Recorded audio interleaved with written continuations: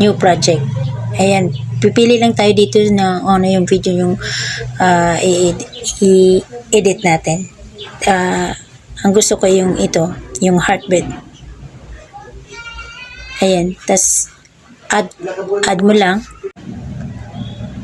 So ayan, nandito na tayo sa ating video para edit na natin. So diba, yung video sa CapCut ay merong ganito sa hulihan. Ayan, paano natin yan kukunin? Yung logo ni CapCut. So click lang natin yung ending, tas delete.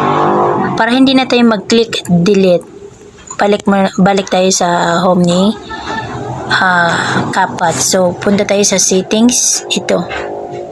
Ayan. At kailangan natin itong i-close. I-discard lang natin. Ayan. Balik tayo dun. Okay, mag-new project.